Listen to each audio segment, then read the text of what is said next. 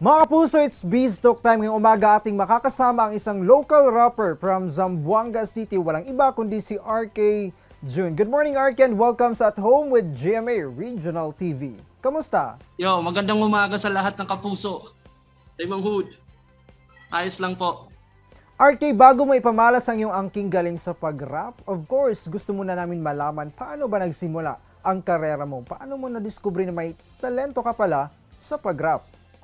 Nagsimula po ito nung gumagawa po ako ng tula nung elementary po ako. Tapos mahilig din po ako sa music. Pero hindi ko pa po alam na may rap music. Mahilig talaga ako makinig ng mga music. Pero nung nalaman ko na pwede pala yung tula ko gamitin sa music. So ayun, kinumbine ko po yung tula pati yung poetry pati music. So ayun, naging rap po siya. Yun lang po yung kaya na-discover ko po tong music na to. Ano-ano din ba ang ginagawa mo to enhance your skills? May mga daily routines ka bang sinusunod? O nagpa-practice ka ba talaga araw-araw? O sumusulat ng piece mo?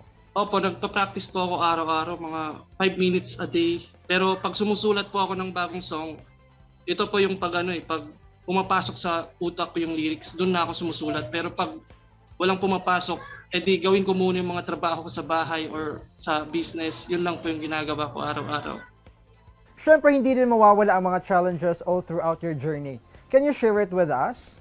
Yes naman po, sobrang dami ng pagsubok sa buhay pero kailangan nating hindi sumuko kasi dito po sa Zamboanga City, ako lang po dati yung tausug rapper.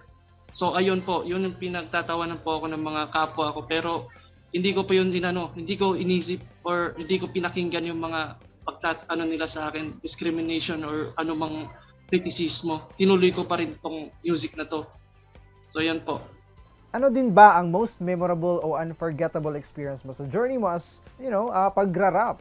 At sino ba ang inspirasyon mo to keep moving forward? So, yun po, yung mga hindi ko malilimutang bagay sa aking career, yung naka-perform po ako sa Manila, yung sa CCP po, kasama yung Wood. So, ayun po, yun yung first gig namin sa Manila. Yun din yung first na nakatap ako ng Manila. At naidala ko doon yung tausug rap sa Manila, CCP. Alright, and now RK, hindi na namin papalagpasin pa ang panahon na ito. This is your moment to show what you've got. Mga kapuso, let's give it for RK June.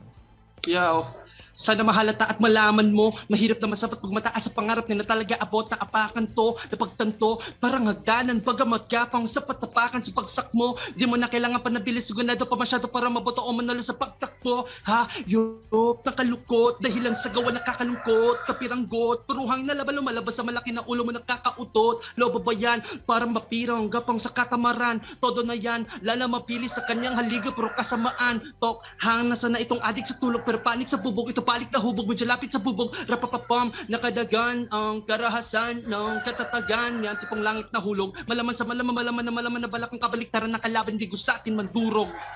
Laban lang, Taymang Hood. Wow, ang galing naman. Maraming salamat RK for sharing your time here with us. Ingat and God bless sa future endeavors mo. Maraming salamat At Home with GMA Regional TV. Thank you for inviting me an opportunity to share my story.